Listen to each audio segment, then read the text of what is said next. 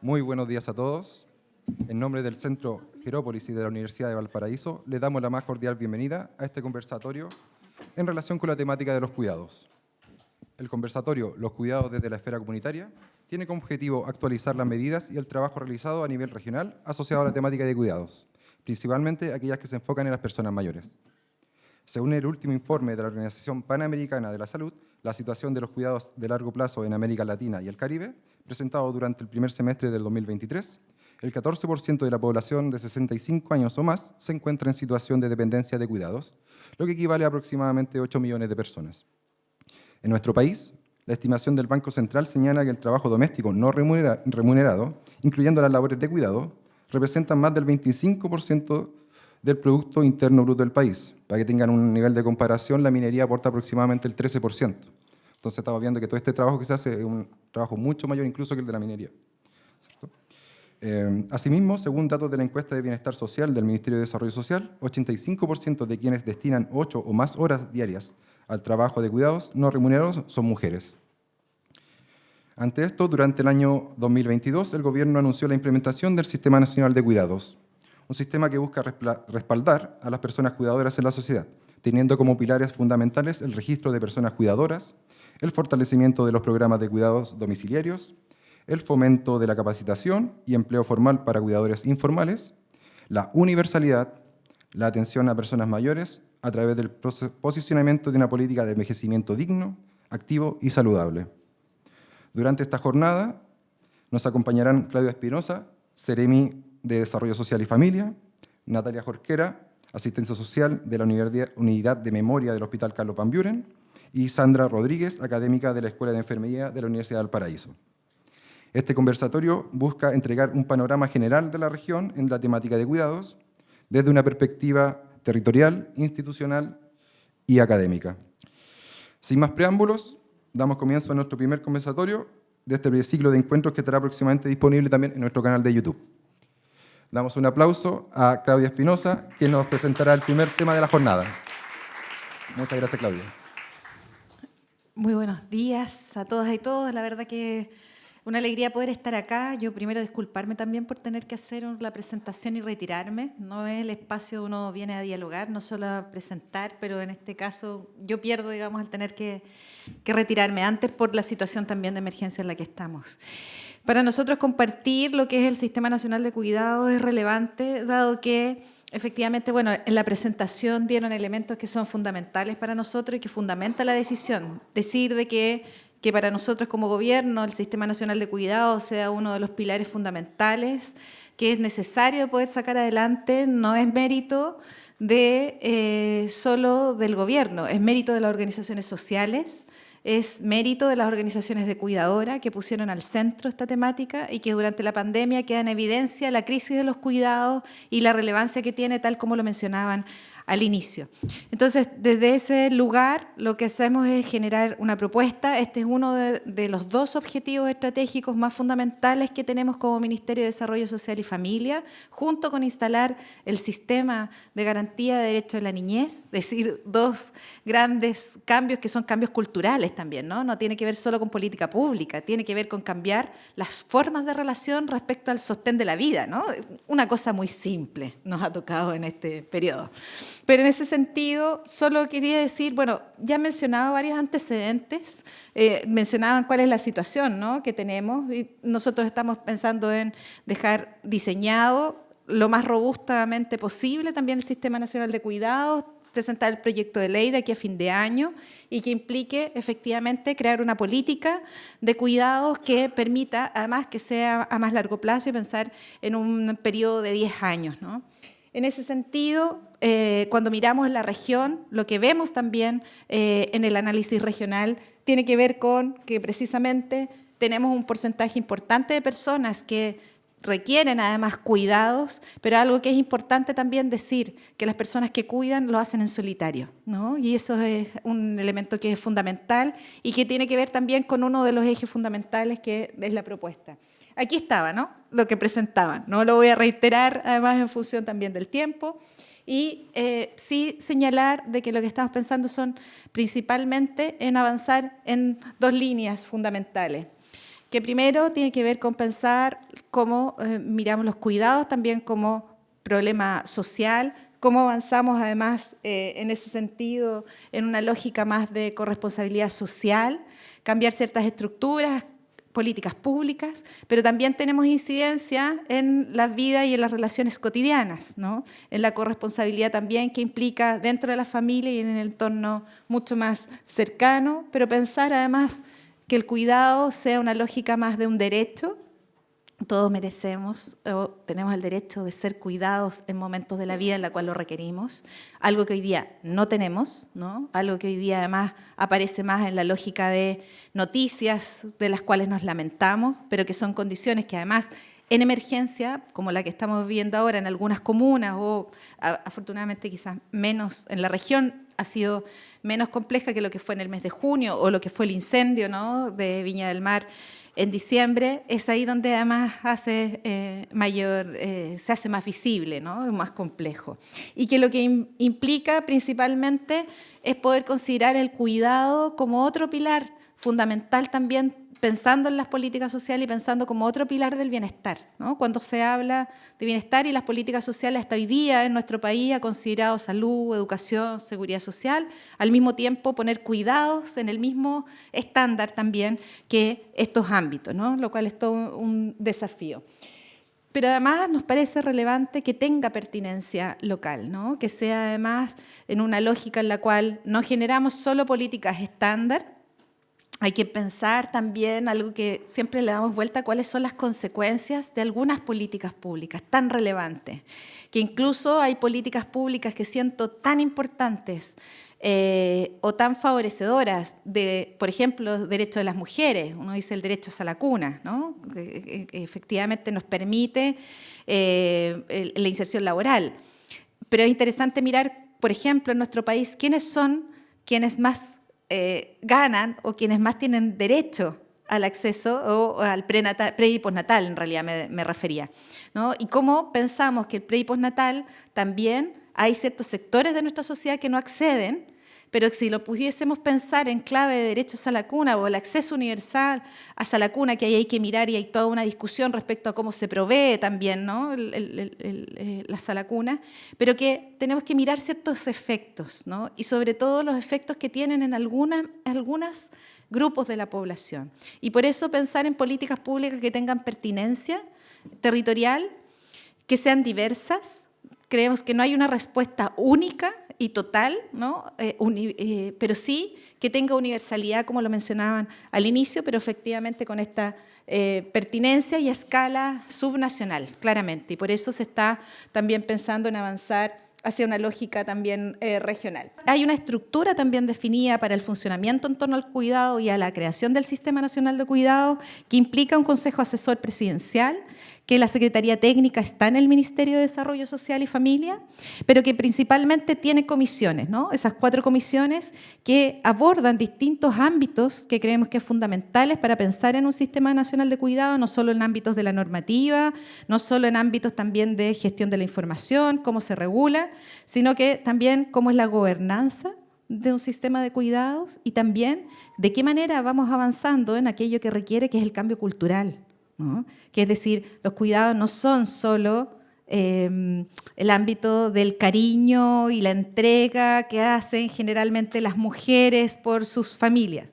lo son, ¿no?, pero aquello tiene que ver con una responsabilidad mucho más colectiva y no puede ser que los cuidados estén sobre los hombros y a costa de las trayectorias principalmente de las mujeres, ¿no?, y eso es lo que precisamente queremos incidir. ¿Qué se espera? Lo mencionaba, la redacción del proyecto de ley, gobernanza, un modelo de financiamiento, y ahí después voy sobre eso. Sistema de gestión de la información. Hoy día tenemos diversas fuentes por las cuales sabemos quiénes son las personas cuidadoras y diversas fuentes por las cuales sabemos quiénes requieren cuidado. Y eso es lo que se quiere unificar y hacer una gestión de la información distinta y tener una política claramente a 10 años que de mayor incidencia. Pero además, lo que también hay una apuesta. Debo decirles que siempre he sido muy crítica del apellido participativo de las políticas públicas. Hoy día me toca estar desde otro lado y mirar y saber, además, si efectivamente las políticas públicas van a ser participativas o son la decoración, ¿no?, que le agregamos a un proceso para validarlo socialmente. En este caso, lo que tenemos la tranquilidad de decir, se generaron diálogos de cuidados a nivel nacional, diálogos además que se generaron aquí en la región, participaron más de 600 personas, fueron cerca de 50 espacios de diálogos, unos que organizados centralmente por nosotros y otros autoconvocados, y en lo cual tuvimos también esa presencia y en esos diálogos aparecen temáticas que son relevantes y que ahora estamos en proceso de presentación al resultado de esos diálogos que va a insumar la construcción del proyecto de ley. Entonces uno dice, y algo que es relevante, los diálogos autoconvocados tenían exactamente el mismo peso, porque van a la misma matriz de análisis, que los diálogos que nosotros organizábamos como autoridades o que invitábamos a las distintas organizaciones. ¿Qué es lo que se busca? Es precisamente consolidar o tener una red que sea intersectorial de iniciativas públicas, comunitarias y privadas para la provisión de servicios y prestaciones de cuidado, que estén articulados y regulados también por el Estado, dirigido a personas en situación de dependencia por motivos de salud, discapacidad o curso de vida, como también a quienes cuidan, y aquí la distinción a quienes cuidan remuneradamente y a quienes cuidan no remuneradamente, para garantizar el derecho al cuidado y la redistribución de los cuidados, que ese es un ámbito fundamental. Es decir, hay dos elementos fundamentales. Decimos, ¿qué es lo que nos permite a nosotros, además desde el Ministerio, estar trabajando, decir cuáles son los ejes que nos mueven? O cómo distinguimos cuando estamos hablando de transformar lógicas de cuidado. Uno, que estamos hablando de corresponsabilización, ¿no?, corresponsabilidad, y por lo tanto decir, cuando los cuidados caen solo sobre algunas personas, eso tenemos que modificar y generar formatos, ojalá de redes también más colectivas, que permita que esa persona respira, ¿no?, que esa persona puede llevar su trayectoria de vida y no queda alterada o gravemente dañada por esa labor tan relevante y tan importante que pueden ser los cuidados. Y por otro lado, la autonomía de quienes tienen dependencia, ¿no? Esos son los dos ámbitos que nos moviliza en esta línea. Las definiciones, bueno, cortito, pero habían mencionado ya algunas en la presentación, es pensar que el cuidado es un derecho, la promoción de la autonomía, prevención de la dependencia, provisión de cuidados, y aquí de diversos tipos, después les voy a mostrar los que tenemos hoy día, y avanzar hacia corresponsabilidad. Son los enfoques, los principios los mencionaron también al inicio, y lo que yo les decía también, avanzar hacia corresponsabilidad social y esta dimensión de género que es fundamental, ¿no? Tenemos que cambiar la lógica. Hoy día sabemos que tenemos un tremendo desafío. Tenemos mayor participación de padres en la crianza de niños y niñas, pero sabemos que hay funciones críticas que todavía no están siendo distribuidas, ¿no? Hoy día, 2023, todavía nos queda muchísimo por avanzar en nuestro país respecto a corresponsabilidad de cuidados y, sobre todo, de personas mayores que quedan en situación de dependencia, ¿no? Generalmente, además, quienes asumen personas de cuidado, hombres que asumen tareas de cuidado, tienen que ver en función de su pareja, en función de su esposa. Eso es lo que vemos también. Ahí hay un porcentaje, cerca del 9% de hombres que asumen esas tareas, pero que tiene que ver además en esa situación que les genera el ciclo vital. Como población objetivo, estamos pensando también en cómo favorecemos el trabajo con personas mayores, con personas con discapacidad y también niños, niñas y adolescentes. Y lo que mencionaba anteriormente, las personas cuidadoras, ya sean remuneradas o no remuneradas. Cuando se hace un análisis de qué es lo que hoy día como país tenemos en ámbitos de cuidado, lo que identificamos es que ha habido distintas capas de iniciativas, ¿no? Dentro de nuestro mismo ministerio, deben conocer, tenemos iniciativas diversas. Tenemos por un lado Senama, cuidados domiciliarios, a propósito que está el equipo de Senama ahí, pero también tenemos dentro de la Secretaría Ministerial, que somos del mismo ministerio, ¿no?, ejecutamos Red Local de Apoyos y Cuidados. Tiene variaciones, tiene diferencias, pero tiene un sentido que es común. Y tenemos otras iniciativas que son similares. Cuando hacemos el barrido de cuáles son la oferta que hoy día existe en servicios de atención-apoyo, servicios de promoción y formación y también en bonos y subsidios, que también varían y que son distintos, lo que tenemos son 72 programas. Lo que busca es decir, tiene pertinencia, tendría sentido si aquello se ajusta en función del territorio, ¿no? Uno puede decir, miren, si tuviésemos también una lógica de planificación estatal, que es lo que hoy día tratamos de tener, por ejemplo, estar mirando permanentemente en el ministerio dentro, mirada territorial, debería esa oferta disponerse en función de la pertinencia a los territorios. Eso es lo que no ocurre, ¿no? Debo decir, personalmente, cuando yo llego, la distinción y la focalización se hace, la frase era, usted decide Seremi. Esa frase ya no existe hoy día. Esa frase es, ¿cuál es el criterio técnico y territorial para la asignación de los recursos?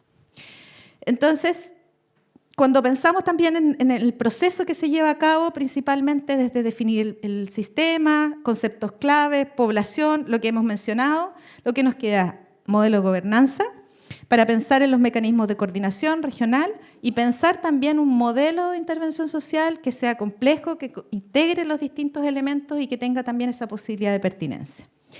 ¿Qué es lo que nos queda, ¿no? ¿De qué manera también hemos ido avanzando? Algunos avances y decir además que en este tema tenemos un mandato presidencial importante y por lo tanto ha habido también en ese sentido aumentos de cobertura. Y aquí, tanto por la red local de apoyo de cuidados y también, a propósito, de los centros diurnos de Senama.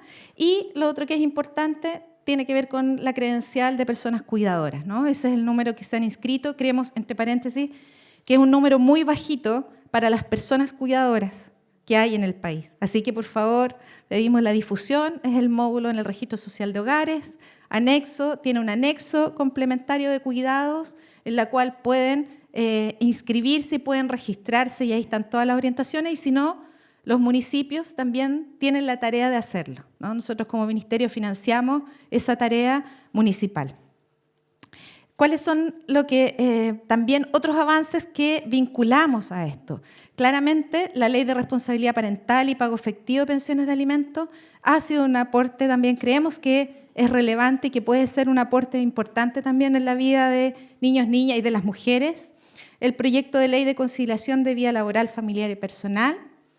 Está en tramitación, de nuevo Senama, la ley también de envejecimiento activo, decimos en breve. Por otro lado, también la ley que protege los derechos de estudiantes cuidadores, que también está en tramitación, que ha avanzado también. Y claramente lo que el acuerdo para ingresar al proyecto de ley que busca equiparar que la sala cuna no sea solo para madres, sino que también sea para padres, ¿no? En ese sentido, son las cifras que tenemos a nivel regional, ¿no? La inscripción también con el módulo de cuidados, 5.447 personas que se han inscrito. ¿Y qué es lo que sigue, ¿no? ¿De qué manera seguimos avanzando? Primero, a propósito de por qué registrarse para las personas cuidadoras, decíamos primero implica acreditarse, ¿no? Tener una credencial de acreditación que permite acceso preferente en algunos servicios. Estamos en todo el proceso de sensibilizar a los servicios para esta atención.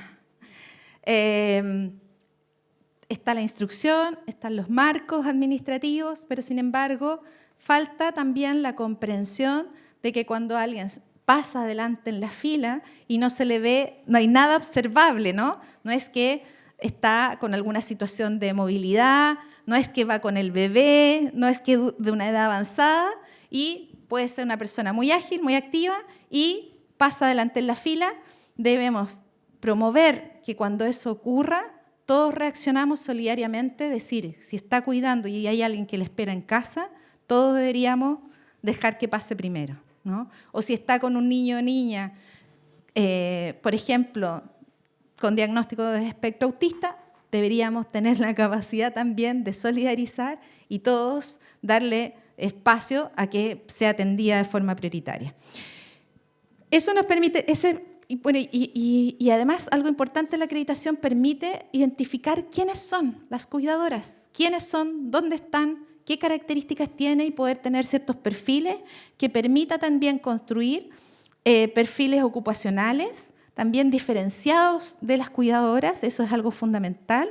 Tiene que ver también, hay programas regionales en la región, también el gobierno regional tiene un programa de precisamente de formación de cuidadoras y eso es algo que es vital.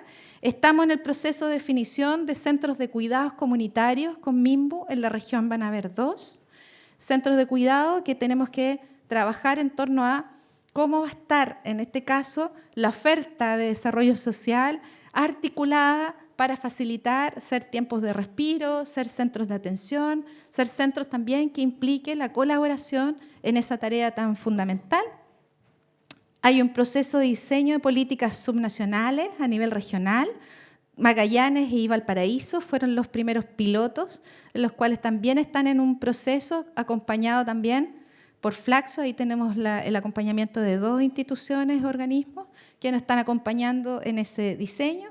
Y bueno, y viene también la encuesta nacional del uso del tiempo, que es bastante clara, por ejemplo, en las diferencias de género respecto a las tareas de cuidado. Hay una serie de pasos, pero yo quería quedarme con algo importante también para la creación del sistema. Está precisamente el registro de cuidadoras, que es un paso. Está el segundo paso, que tiene que ver con los diálogos de cuidado, que ha sido la dimensión participativa. Está la información del Consejo Asesor Ministerial, también respecto a cuidado, que todo eso debería llegar también al proyecto de ley, ¿no? Que de una otra manera ha implicado poder generar una articulación y una integración para poder construir el proyecto de ley. Debería diseñarse la gradualidad, generar gobernanza, pero esto tiene que ser financiado. Y lo que aspiramos también, y un eje fundamental del pacto tributario, y por eso está pensado como un pacto tributario, porque de una otra manera es el primer ejercicio que busca no solo cambiar formas de tributación solo para las personas que tienen muchísimo más ingresos, estamos hablando de un porcentaje muy chiquito de la población, y medidas de mayor eficiencia, medidas de evitar la evasión de impuestos y también una lógica de impuestos verdes también que promuevan la tecnología con lógica medioambiental. Y en esa línea, el pacto fiscal lo que busca es que ese financiamiento y esa tributación esté definida hacia dónde va. Eso es algo que bien poco se conoce porque hoy día claramente nos enfrentamos a una lógica de desinformación muy importante y de mucha desconfianza y descrédito.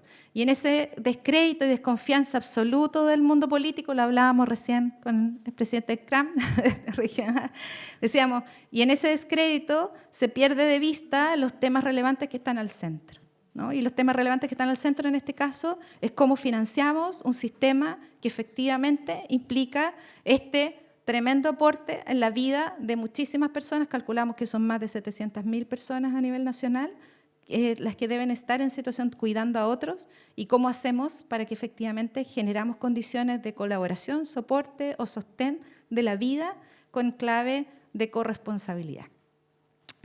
Y eso, bueno, ahí hay lo mencionado también, el trabajo con los GORES, se ha trabajado con Agoretti, precisamente existe una mesa regional que tenemos que echar a andar también, nos hemos constituido solo en una sesión y tenemos que seguir trabajando porque precisamente el desafío es que trabajemos más articuladamente y no sectorialmente. Somos un país en el cual la tendencia a la fragmentación es terrible.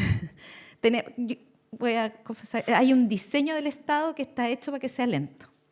Está así, ¿no? 200 mesas, cada persona, hay capas. Uno puede decir, ¿cuándo yo le he hecho seguimiento a las mesas? Y las mesas son iniciativas individuales, ¿no? Para impulsar algo se saca y queda. Yo debería estar en casi 50 mesas asistiendo mensualmente. Eso es demencial, ¿no? O sea, podría pasarme la vida en eso y no haciendo nada de lo realmente importante que debería hacer. Que igual las mesas tienen instancias importantes. Hay mesas que son altamente relevantes y trascendentes y que generan acciones. El tema es que deberíamos funcionar colaborativamente, como estamos tratando de hacerlo en niñez. Deberíamos, nosotros solo lideramos 4 o 5, tengamos una, ¿no? Y nos abordamos de los temas urgentes. Eso. muchas gracias por este tiempo. Traté de ajustarme al tiempo. Perfecto, perfecto.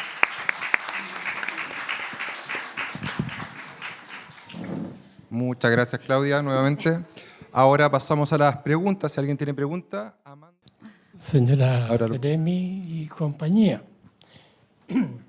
yo quisiera aprovechar la posibilidad de estar directamente con una Seremi. La felicito por su buena intención.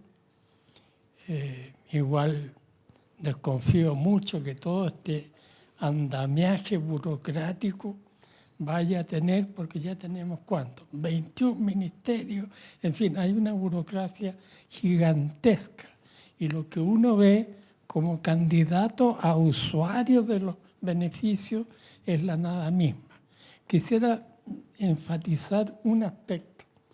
Desde mi generación sufrimos dolorosamente con el empobrecimiento del lenguaje y la creación de este extraño lenguaje eufemístico.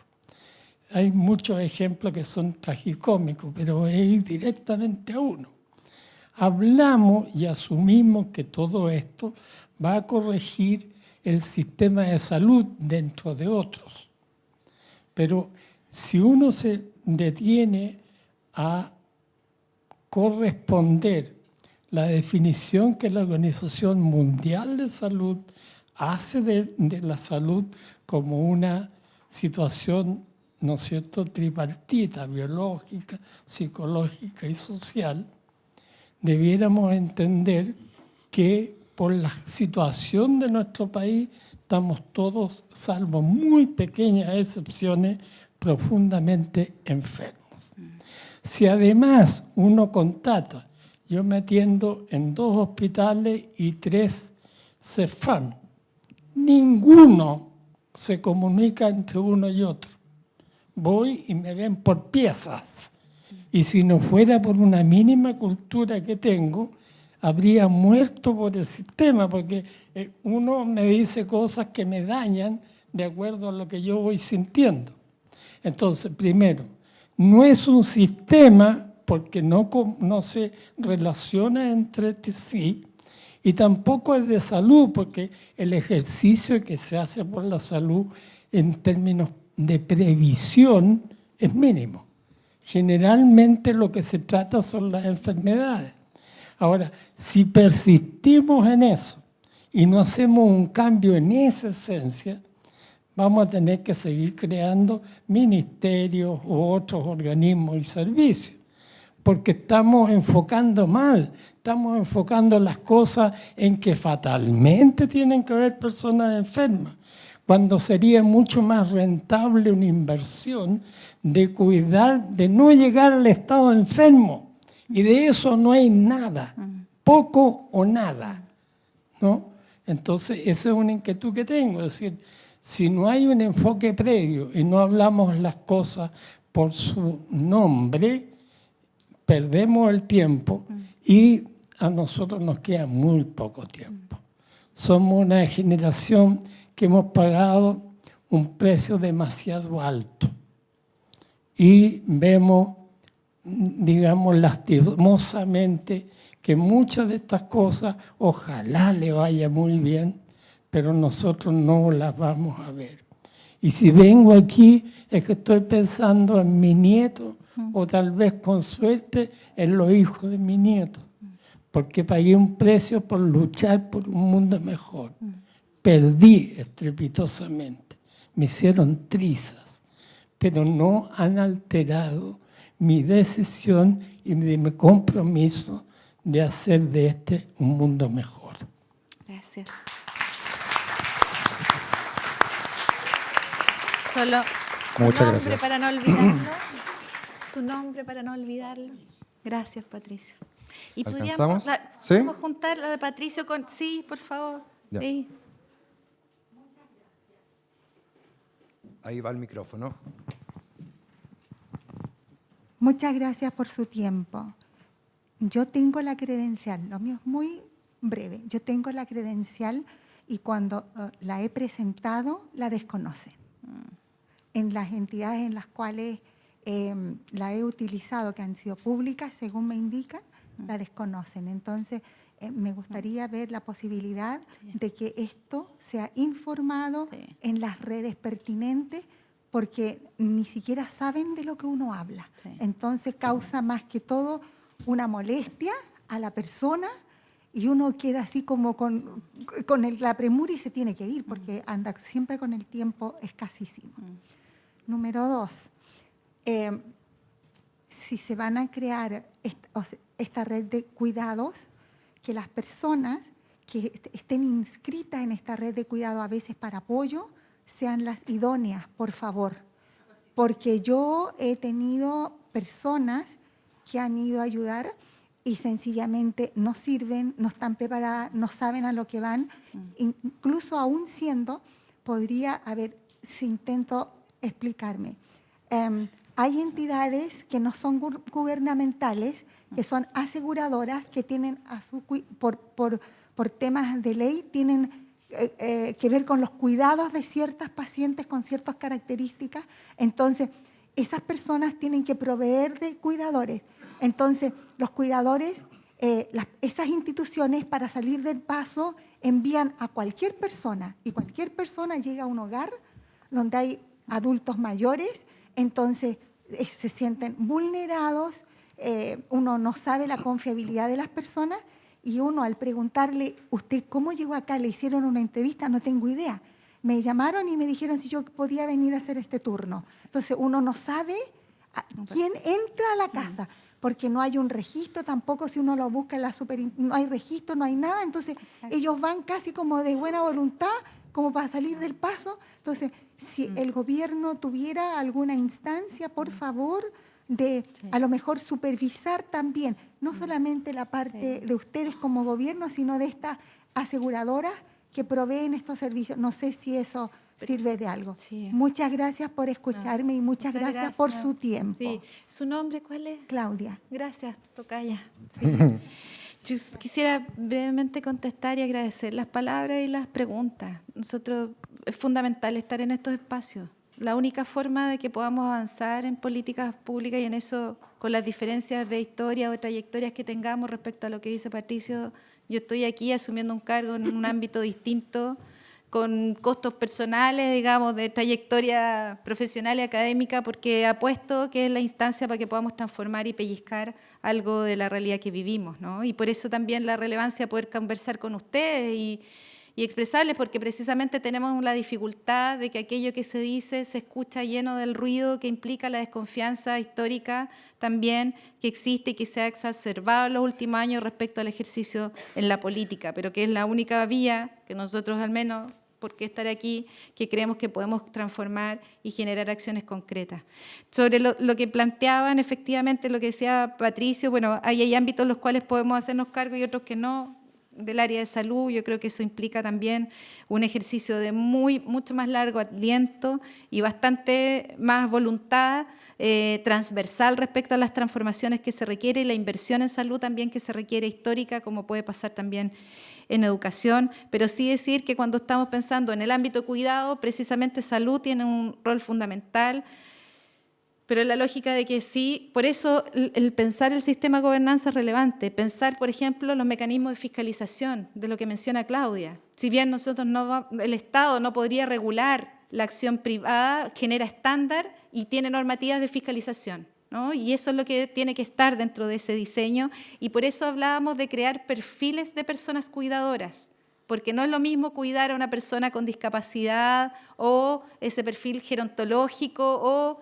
decir, eso tiene que estar, ¿no? Esos perfiles deben estar, e incluso pensar en un currículum mínimo de formación. El gobierno regional lo está haciendo, ¿no? La formación de 1000 cuidadoras en la región, partió por eso. Uno dice, ahí van a haber personas capacitadas y formadas que pueden tener una acreditación. Pero además decir, a propósito de la prevención, algo que esperamos que tenga. De hecho, estábamos viendo formas de financiamiento, no nos ha ido muy bien hasta el momento, pero en la región queríamos instalar la red comunitaria de cuidados, que no es nada más ni nada menos que las lógicas de colaboración que existen también en contextos vecinales, pero que implica que las tareas fundamentales que sostienen la vida, las compras, los remedios, la ida, los viajes, los traslados, etcétera, la preparación de alimentos, pueda ser con lógica comunitaria y facilitar elementos de diseño comunitario que permitan eso. Esa es una expectativa, así que yo agradecerle y disculparme profundamente, pero me tengo que retirar y agradecer el espacio también de poder dialogar. Me disculpo con las panelistas de hacer este gesto, pero de verdad estamos No te preocupes. en ese Muchas mandato. gracias. Muchas gracias. Claudia.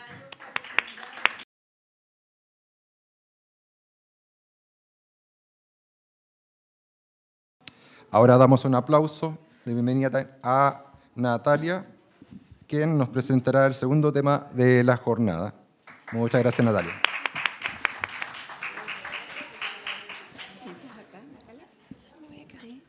Hola, muy buen día a todas y a todos. Mi nombre es Natalia Jorquera, yo soy asistente social de la unidad de memoria de la Universidad, del Hospital Carlos Van Buren. Me confundí. Mi presentación no es muy institucional en realidad, pero como les decía, representa al hospital. Tiene hartos colores y es llamativa. Eso me llamaba la atención. Bueno, como le digo, represento a este equipo, que ahí están nuestros nombres, un equipo transdisciplinario. Y me toca hablar de un tema muy específico, que es la demencia, o el trastorno neurocognitivo mayor y su relación con los cuidados. Bueno, lo primero es definir un poco qué es la demencia. Es una patología que en general aumenta el riesgo aumenta la edad. Pero, por ejemplo, podríamos partir diciendo que la demencia senil ya no existe como concepto. Ahora hablamos solo de demencia, porque no es exclusivo de las personas mayores. Hemos atendido a varias personas que no son personas mayores y que presentan algún tipo de demencia. Y la demencia es una condición adquirida y crónica que es un deterioro de las funciones cerebrales. Y tiene varios síntomas bien distintivos, que son los síntomas conductuales, los síntomas psicológicos y cognitivos. No son solo la pérdida de memoria, hay varios otros.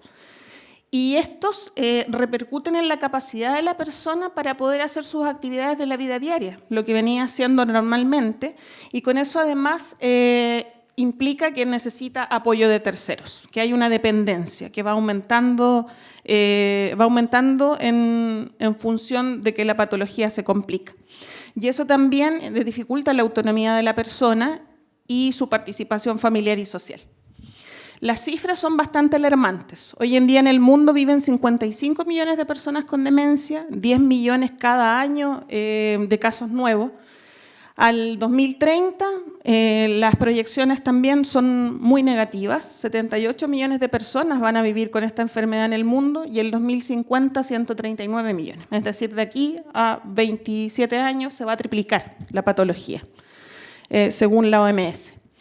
La enfermedad de Alzheimer es la forma más común de demencia y representa entre el 60 y 70% de los casos.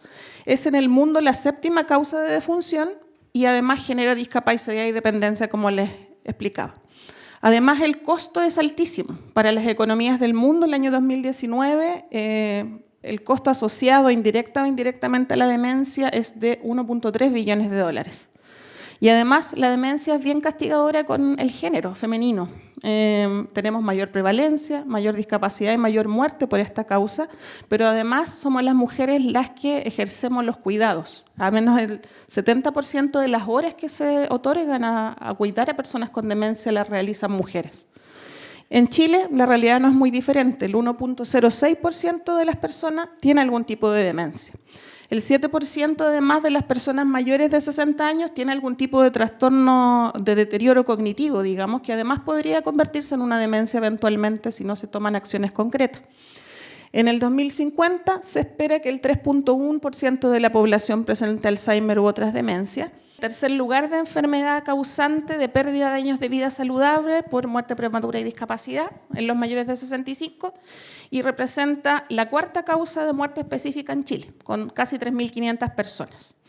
Y, como les contaba, el tema género, bien castigador, el 75% de los cuidadores son mujeres y la mayoría son cónyuge e hijas del usuario, del paciente. Entendiendo estas cifras, la OMS ha definido hace ya más o menos 10 años que la demencia o los trastornos neurocognitivos mayores, como deberíamos decirle en realidad, según el DSM-5, que es el último manual diagnóstico, es una prioridad en salud pública, sí o sí. Y Chile adhirió a este llamado y creó un plan de demencia. Es uno de los pocos países en Latinoamérica que creó un plan que es bastante bueno, según los expertos. Y luego, en esta línea de considerar la enfermedad como una prioridad, el 2019 la agregó a lo que conocíamos como AUGE, el GES, las garantías explícitas en salud, para garantizar la atención y los plazos de atención a una persona que presenta esta patología y abordar los cuadros demenciales, para retardar la progresión de la enfermedad, disminuir esos síntomas psicológicos y conductuales que suelen ser muy invasivos, repercutir la tranquilidad de la familia y mejorar la calidad de vida de la persona que vive con la enfermedad y con su entorno. En esta misma línea surgen las unidades de memoria, que son dispositivos especializados, como la que yo trabajo. Existimos en el hospital, en el servicio de neurología, desde octubre del año 2021, y se nos encargó atender a las comunas de Valparaíso, Juan Fernández y Casablanca. Ustedes saben, bueno, que el hospital tiene hartas falencias y no tenemos un espacio físico, pero eso ha implicado generar instancias de atención domiciliaria, y también la Universidad de Valparaíso, que aprovechamos de darle las gracias a Jerópolis, ellos nos han ayudado con dependencias de la universidad para poder atender ahí. Y entonces atendemos en modalidad remota. Tenemos la gran fortuna de tener un equipo transdisciplinario. Nos faltan algunos apoyos de psiquiatra o médico de familia eventualmente, pero tenemos terapeuta ocupacional, psicóloga, enfermera, fonoaudióloga, varios neurólogos y yo, la trabajadora social. Con objetivos de la unidad de memoria, bueno, les decía, es una unidad bien especializada, entonces el enfoque es muy clínico. Lo principal es llegar a un diagnóstico diferencial. A mí, desde que comencé a trabajar en esto, me llama la atención que la demencia no es una patología que se pueda diagnosticar fácilmente en un box clínico, sino que requiere una evaluación bastante integral desde los distintos aspectos de la vida de una persona, desde lo funcional, lo neuropsicológico, una amplia batería de exámenes y pruebas que yo no conocía y que en realidad no son tan conocidas por la población, pero que en el fondo generan un perfil de los dominios cognitivos, de las distintas alteraciones que las personas pueden tener, y eso es un diagnóstico diferencial. Luego los casos se discuten con los neurólogos y se llegan a acuerdos, y esto permite en el fondo atender de manera integral a las personas que tienen demencias complejas, fortalecer el enlace y la referencia. Como se mencionaba, a veces los sistemas no dialogan entre sí, y eso es lo que estamos intentando revertir en el fondo, al menos en esta temática tan compleja. Entregar también, por supuesto, estrategias de afrontamiento a los cuidadores. Es muy conocido el síndrome de sobrecarga. Las personas que cuidan a personas con demencia tienen una alta prevalencia de sobrecarga. También estamos tratando de fortalecer la coordinación de la red sanitaria y comunitaria. Esta unidad está hecha para ser un centro de referencia en la temática, en la comuna al menos. Entonces, queremos potenciar las buenas prácticas en la atención y promover la sensibilización y formación continua. Ustedes saben que la demencia es una enfermedad que tiene muchos mitos asociados. De hecho, uno lo primero que piensa cuando habla de demencia es locura, y no necesariamente es eso. Eso es como el uso, digamos, no adecuado de la palabra. Me gusta mostrar este gráfico porque, esto es la luz, sí, porque en el fondo es el modelo de atención sociosanitaria. En la primera línea de la atención siempre está la atención primaria, los CESFAM. Ellos tienen encargadas las labores de prevención de las que se hablaban, porque la idea no es llegar a tener esta patología. Esta patología no tiene una carga genética muy grande, sino que tiene que ver con los estilos de vida. Y entonces la atención primaria tiene la labor de prevenir, pero también tiene la labor de sospechar. Ellos, a través de los exámenes preventivos, realizan pruebas cognitivas y ven si la persona tiene ciertas alteraciones, que luego, cuando estas alteraciones son complejas o hay dudas, se pueden derivar a las unidades de memoria. En esta unidad de memoria, entonces, lo que nosotros hacemos es entregar una atención integral a esas demencias más complejas. a través de esta evaluación diagnóstica diferencial o a través de tratamientos breves como para iniciar, digamos, el camino en el cuidado de una persona con esta patología, incluyendo siempre a los cuidadores familias y a la red comunitaria. Pero también es necesario ver que en esta línea de atención están los centros de apoyo comunitario. Y eso es una falencia que tenemos hoy en día acá como comuna, pues no tenemos un centro de día de tratamiento para las personas con demencia específicamente. Tenemos otras redes que ahí se las voy a ir comentando. Y todo este sistema está hecho en base a los cuidados continuos que se le otorgan a la persona, porque la demencia es una patología en la que uno puede sobrevivir hartos años, así que la persona va a requerir apoyo constante.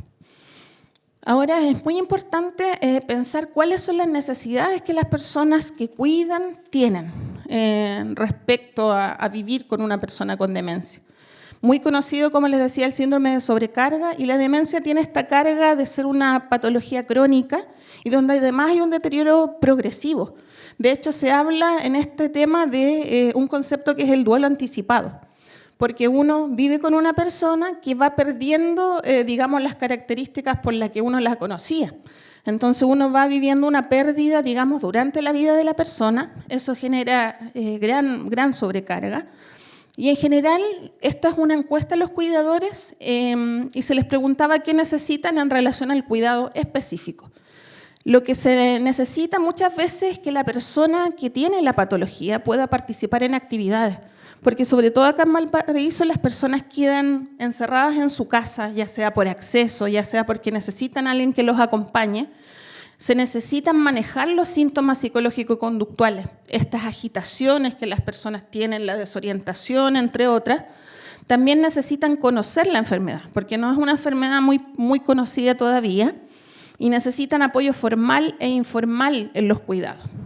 Ahora, ¿qué necesita un cuidador? Probablemente todos necesitan lo mismo para todas las enfermedades, pero es poder hacerse cargo de los mínimos, de su salud física y psicológica, y algo más mínimo todavía, manejar su propia vida, es decir, sus tiempos, sus actividades, poder mantener sus roles, porque siguen siendo esposos, padres, y entre otros.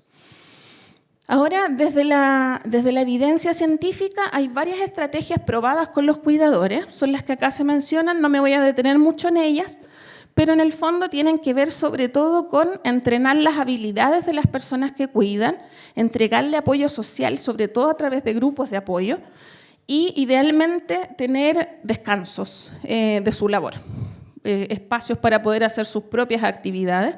Muchos de ellos también psicoterapia, que es otra estrategia que está probada que funciona, pero sobre todo lo que tiene más evidencia de funcionamiento son las intervenciones multicomponentes, es decir, aquellas donde se realiza un poco de todo, donde se le otorga apoyo psicológico al cuidador, se le educa, se le entrenan habilidades, pero además se les da un respiro, porque eso es algo muy básico, tener tiempo propio. Ahora, ¿qué hacemos como unidad de memoria en relación a los cuidados? Bueno, como les decía, evaluar e intervenir a las personas, usualmente en su domicilio, lo que ha sido bastante positivo. Realizamos una actividad que, si bien no es novedosa, lo novedosa es que se haya conceptualizado, que es el anuncio diagnóstico, que es en el fondo la entrega del diagnóstico hacia la familia y hacia el usuario cuando él lo comprende, digamos. Es juntarse el médico con el equipo de salud, con la familia, y contarle a la familia cuáles son las conclusiones a las que hemos llegado como equipo, en qué etapa de la patología se encuentra y más o menos cuál es el pronóstico, y le proponemos un plan de cuidado integral, que puede ser estar con nosotros como equipo un tiempo para educarse en ciertas áreas o derivarlo a otras instancias de educación. El tema es que siempre nos faltan instancias. Por eso los desafíos que podemos tener en estas acciones son que no tenemos tantos centros, que el GES, así como enfermedad de demencia, no considera las prestaciones al cuidador y que no existe un centro diurno para acompañar a estos pacientes específicamente acá en la comuna. Esta es nuestra red de derivación, no me voy a detener mucho, solo mencionar que dentro de estas, por ejemplo, está los programas de dismovilizados en los CESFAM, cuando las personas ya están con alteraciones avanzadas. En el área afectiva o de salud mental, ahí tenemos al COSAM, al Hospital del Salvador, algunas universidades, Los cuidadores con sobrecarga tienen algunas poquitas estrategias también. Tenemos a Gerópolis acá también para apoyo de cuidadores, para las personas que no tienen trastornos cognitivos. Hay un programa de apoyo domiciliario también de Senama a través del Hogar de Cristo. Así que esta es la red de derivación, pero siempre se nos hace un poco insuficiente. Ahora, digamos de manera bien contingente, hoy día fue el estreno del documental La Memoria Infinita, de la directora Maite Alberdi, donde trata la historia de Paulina Urrutia y Augusto Góngora. Ellos son gente de la cultura que en el fondo vino a poner en valor y a relevar la necesidad de apoyo a los cuidadores. Me gustaría citar un poco a la misma Paulina, porque qué mejor que una persona que cuida pueda decir, contar de su experiencia. Paulina dice que ella vivió el proceso que viven muchas mujeres, porque las cuidadoras, especialmente en Chile, son mujeres, y en 2 segundos yo dejé de ser mujer y dejé de ser actriz para convertirme en la cuidadora de Augusto, y eso repercute. Dice ella que como sociedad tenemos que asumir que todo tenemos que pasar por el cuidado de alguien, y eso es parte de la humanidad, y que en algún momento hay que ser capaz de separar a la cuidadora de la mujer y permitir la ayuda. En concreto, algo tan simple como sentir que uno no está solo sirve muchísimo. Así que esa es la orientación que queremos darle al cuidado y al trabajo que podamos estar haciendo como unidad que esperamos que sirva. Eso, muchas gracias.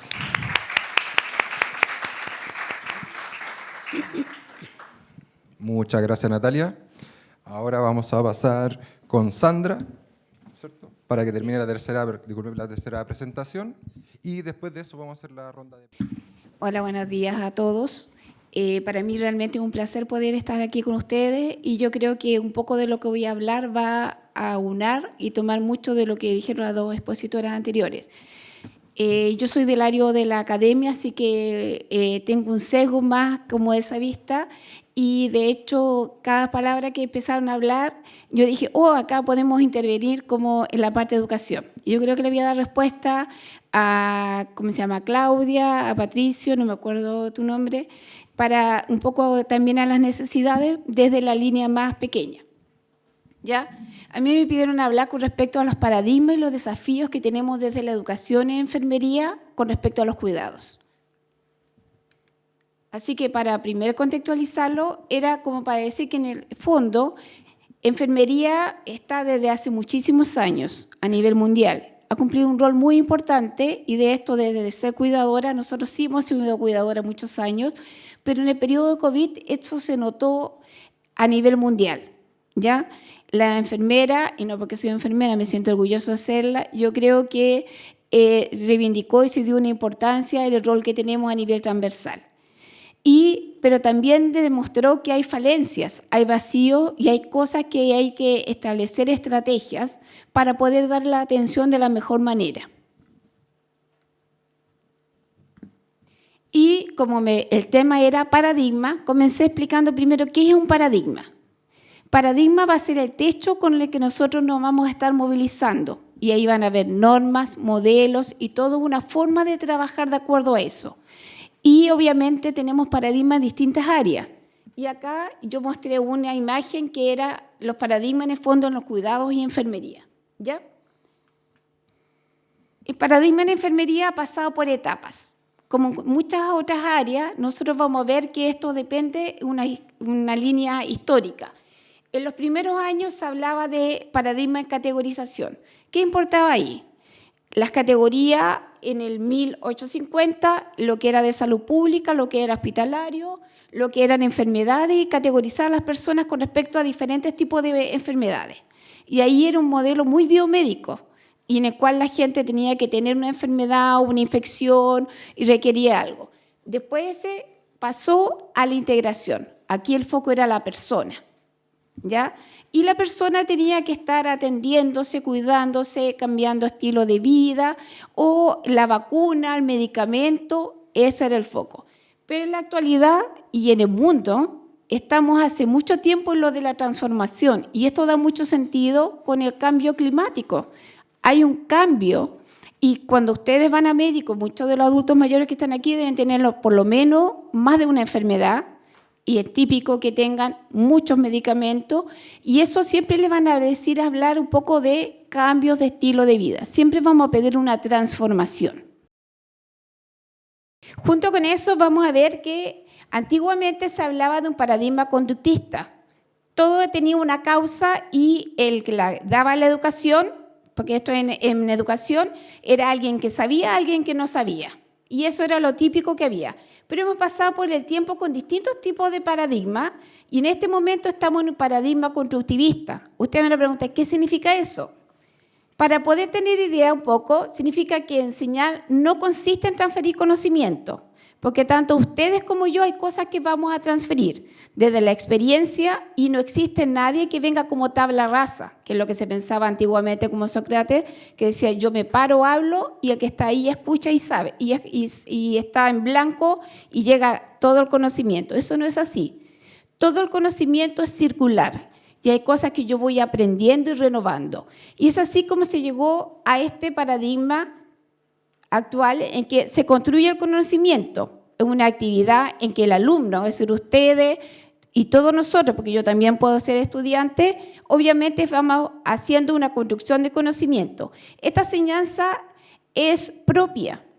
¿Qué pasa cuando yo busco algo? Yo soy enfermera, llevo 31 años de egresada, pero uno ingresa a Internet y hay muchas cosas que se van actualizando y se van renovando, ¿ya?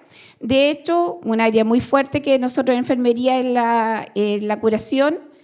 Yo alcancé a curar en mis tiempos, cuando iba al frique, le poníamos azúcar en las heridas de las pacientes, porque eso ayudaba a que los tejidos se vayan desvitalizando y vayan saliéndose el tejido que se estaba muerto. Actualmente eso no se hace, hay cremas que hacen y actualmente se habla de un manejo avanzado de heridas. Y hay apósitos que son maravillosos y un montón de cosas. Antes las curaciones se curaban todos los días, ahora no. Uno cúrala y deja un apósito especial y tiene que pasar por lo menos 4 o 5 días para que haga efecto. Entonces ha habido un cambio. Y esto es construcción de conocimiento con evidencia, que uno va viendo cómo se va haciendo y se va construyendo a la par de conocimiento. Entonces, ¿qué les quiero decir con todo eso? Que en este momento nosotros estamos frente a un nuevo paradigma, en que tenemos este paradigma de enfermería junto al paradigma, la parte educacional, y nos enfrentamos a otra realidad. Y esto nos trae retos. Nosotros tenemos en enfermería el gestión de la parte práctica, educación, investigación y el liderazgo. Y acá, en educación, que es uno de los roles que yo estoy llevando ahora, nos damos cuenta que estamos frente a este paradigma, la parte de salud transformador y constructivista en educación. ¿Y qué nos demanda todo esto? Que nosotros estamos frente a una realidad diferente. No son los mismos estudiantes de hace 20 años atrás, ni siquiera de hace 10 años atrás. No es la misma sociedad que de hace 10 años atrás. ¿Y qué pasa? Tenemos desafíos. Y estos desafíos se suman a un elemento muy importante, que es el que lo convoca acá. Nosotros en el 1992 teníamos 9,5 personas adultas mayores, ¿ya? En Chile los adultos mayores se consideran desde los 65 años en adelante. A nivel mundial se habla de los 60 años en adelante, ¿ya? Por lo tanto, si nosotros sacáramos la cuenta de 60, tendríamos más porcentaje. ¿Qué pasó en 2022? Es decir, el año pasado. Un 18,1% de la población es adulto mayor, ¿ya? ¿Qué va a pasar de acuerdo a las proyecciones de 2050? Tenemos un 32,1% de nuestra población. Lo que es muy complejo, voy a ir atrás. Se me fue esa imagen, porque nosotros hablamos de adulto mayor tercera edad. ¿Qué ven ustedes en esta señora? Debe tener 60 años, ¿cómo se ve? Regia, ¿cierto? Esa es nuestra realidad de adultos mayor. ¿Cómo se ve esta señora, que debe tener 80 años o más? ¿Cómo se ve? Regia, ¿ya? Pero ¿qué pasa ahora?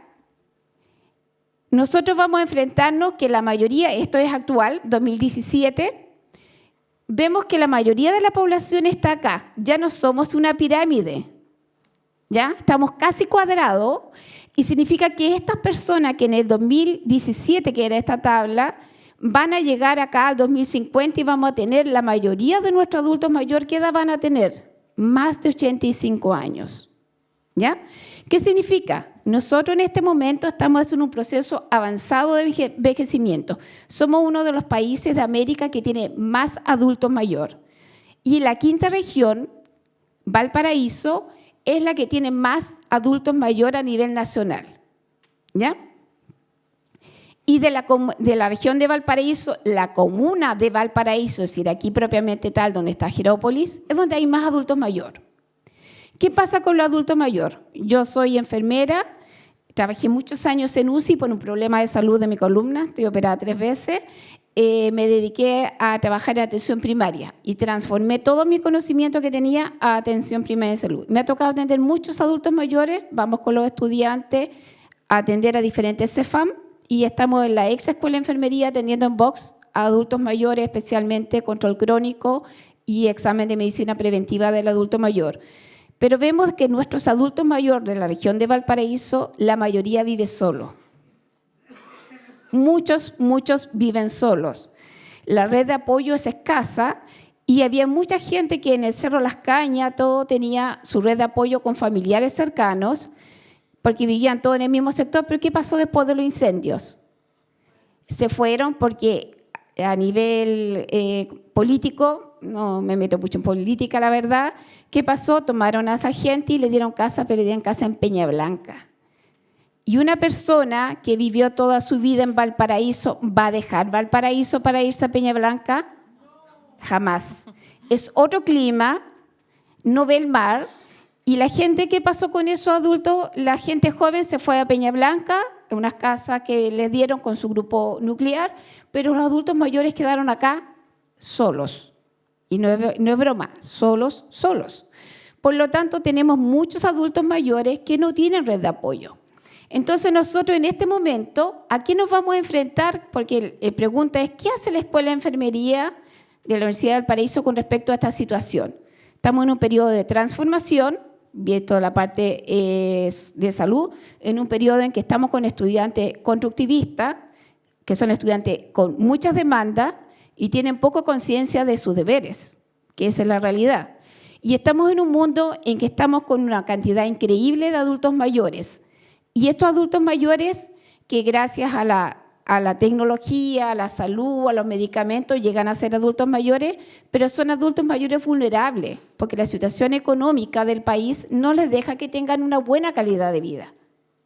Por lo tanto, son adultos mayores que si lo que no reciben de los medicamentos en GES, van a tener que comprar y los medicamentos les comen un porcentaje importante de su sueldo, de la pensión que tienen. Por lo tanto, estamos en una realidad que es compleja. ¿Qué es lo que uno hace en enfermería? Considerando eso, antecedentes, todo, es que hubo una innovación de la malla curricular. Todas estas asignaturas van del foco, ¿qué es lo que dice ahí? Que no se ve muy bien, pero dice cuidado de enfermería del adulto, que era el apellido antiguo, y ahora dice y adulto mayor. Todas estas ahora no solamente tocan el tema del adulto, sino que lo toman aparte adulto mayor porque tienen otras características. Hay una visión geriátrica y una visión que es más integral, ¿ya? Por lo tanto, ese es un punto de partida. Y esto no se hizo ahora, se hizo hace como 10 años atrás.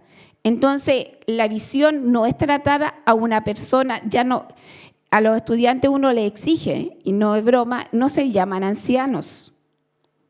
Se llaman adultos y adultos mayores, o se llaman personas mayores.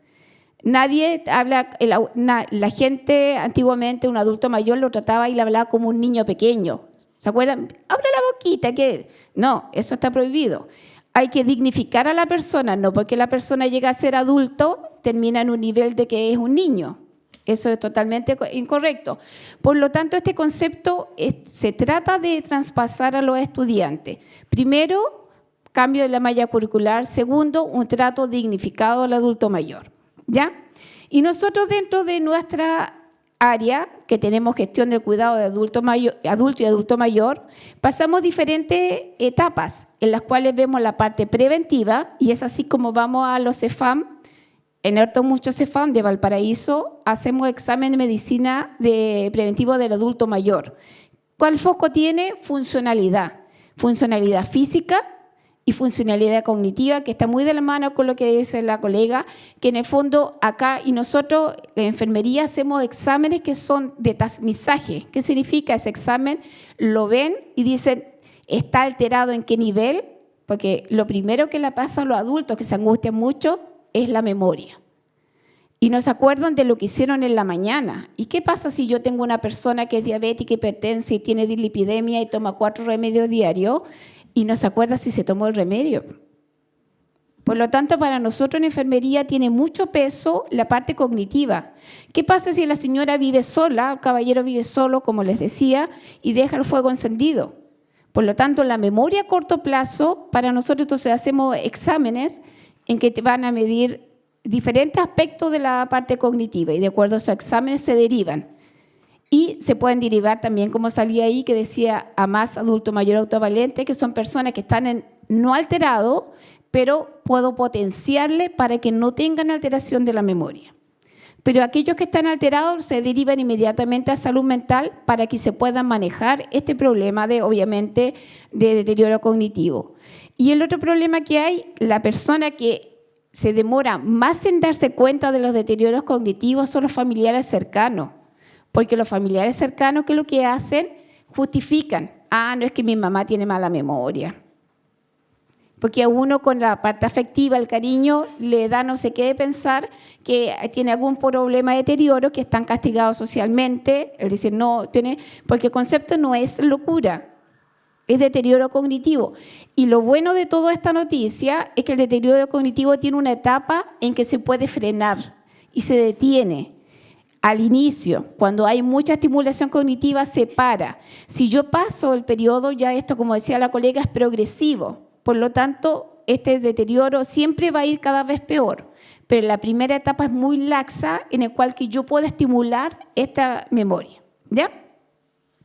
También tenemos, obviamente, que hay enfermedades propias de los adultos mayores y el foco de la carrera de enfermería va a haber afecciones dándole foco a cuáles son las causas mayoritariamente de morbimortalidad, que es una causa, es un término que se usa mucho en el área de salud, y eso me va a determinar en el fondo a qué tengo que poner mayor ojo, ¿ya? Y acá, fortalecimiento, atención preventiva en salud. En el periodo de la pandemia hicimos hartas cosas online. Y una de las formas que hicimos de los controles preventivos de adultos fue a través del celular. Los adultos no tienen un computador, tal vez como los jóvenes que están acostumbrados con computador. Entonces nos dimos cuenta que una forma cercana era a través del celular a la, ¿cómo se llama?, a la cámara y me permitía verlo y conversar con ellos. Las personas adultas no les gusta atención online, les gusta atención presencial. Pero una forma de acercarnos teníamos la cámara y lo hablábamos con ellos para poder atenderlos. También se aprovecharon de hacer en ese periodo capacitaciones a LEAM. Se hicieron capacitaciones a los LEAM de toda la quinta región. Hicimos muchas capacitaciones. Obviamente todo eso era sin costo. Y en este momento estamos haciendo los exámenes de medicina preventiva, no solamente de adulto mayor, sino que de adulto. Lo que decía Patricio delante, ¿por qué la gente se enferma y llega a algún estado de salud? Es porque hay estilos de vida que llevan a eso. La enfermedad no se pensaba que la única causa de enfermedad era las infecciones. Eso ha sido súper, tiene muchos focos. Y si yo tengo una alimentación que es inadecuada, el hábito tabáquico es un factor de riesgo que la gente no lo tiene considerado y el tabaco me aumenta hasta la presión. La gente no sabe eso. Ella le piensa que el tabaco le va a producir problemas cancerígenos, pero nada más. Me aumenta la presión y yo me demoro 18 meses después de suspender el último tabaco a que mi presión no se vea alterada por el uso de tabaco. ¿Ya? Entonces hay cosas que uno va tratando de transmitir a la población que eso determina que la calidad de vida del adulto mayor sea muy mala porque ha tenido un estilo de vida histórico que ha llevado a que esté en eso. Y la idea es por eso hacemos examen de medicina preventiva al adulto que ve todos los factores de riesgo que sean cardiovasculares para que no lleguen a tener las enfermedades que en este momento tienen los adultos mayores, que son diabetes, hipertensión, dislipidemia, ¿ya? Entonces, obviamente, estamos en ese foco. Y lo otro, nosotros en enfermería también hacemos una articulación entre pregrado y posgrado. Y la universidad tiene un diplomado que se llama gerontología con visión interdisciplinaria. Es para todos los profesionales del área de salud y se da una visión porque la parte gerontológica no se ve solamente desde la salud. La ve la asistente social, la ve la terapéutica, el kinesiólogo, la fonoaudióloga, están los médicos, está la matrona, es transversal. Y eso lo estamos dando hace hartos años, 7, 8 años más o menos que estamos en eso. Y tenemos, bueno, hay un montón de, si ustedes se meten en la página web, porque no es mi objetivo dar reclame de la página web, tenemos muchos diplomados, muchos magíster en enfermería y en la Facultad de Medicina en general. Y también hay una que es que los estudiantes se acercan a la práctica clínica desde el primer año, el segundo semestre. Por lo tanto, ven personas, ven pacientes y eso los ayuda a acercarse a la realidad. Con respecto a lo que estaban hablando delante a los cuidadores, el término para hablar de los cuidadores está los cuidadores que son formales e informales. Ese es el término. ¿Cuáles son los formales? Son los que se dedican a cuidar a alguien, pero con conocimiento, tienen una capacitación. Y los informales son todos aquellos que se dedican a cuidar a alguien con el sentido común. Yo creo que hay que darle la comida así, yo creo que hay que cambiarlo de posición aquí, yo creo que hay que hacer la cama de esta manera, ¿ya? Muchas veces yo creo que en el mejor de los cariños puede que haya un daño en la persona, en el otro, porque no sabe cómo hacerlo. Y la Escuela de Enfermería está en convenio con Senama y ha hecho capacitaciones gratis a cuidadores que están del Hogar de Cristo. Ya llevamos unas capacitaciones para que las personas, y no solamente teórico, lo hacemos acercándonos a la realidad, a través de cápsulas de video, en una Zoom, pero hacemos un taller práctico en la facultad, donde hay una sala de simulación, hay cama, hay pacientes, todos son con fantoma y se enseña a hacer las cosas, ¿ya? Entonces, ahora hablando todo eso, lo que yo escuché, estoy encargada yo de vinculación con el medio de la escuela y la unidad de capacitación. Entonces dije, ¿por qué la Escuela de Enfermería no hace cursos de capacitación gratis para las cuidadoras? Así que me comprometo, estoy como los políticos, porque es un proyecto que teníamos hace años, pero ustedes saben que hay mucha burocracia administrativa y la unidad de capacitación de la escuela nació para formar para otros profesionales, no para gente que no sea del área de la salud. Pero en este momento justo estamos en cambio de las normativas, así que podemos hacer estructurar y la vinculación con el medio, el objetivo que tiene es vincularse con el medio. Y en este momento, que obviamente la necesidad es muchos adultos mayores, mucha de la gente mayor requiere cuidado, las cuidadoras para poder hacerlo bien requieren capacitación, por lo tanto yo creo que es la instancia en que podamos hacer nexo, no solamente con Senama, sino que a nivel regional para hacer capacitación de cuidadores. La capacitación de cuidadores, que no solamente el carnet que le sirve a la señora, sino que obviamente tenga el respaldo que lo sabe hacer, ¿ya? Muchas veces cuando uno hace algo en el área de la salud con desconocimiento crea más problemas que soluciones. Y yo creo que nadie quiere cuidar a otro para hacerle daño, pero finalmente si uno no lo hace bien termina haciendo un daño.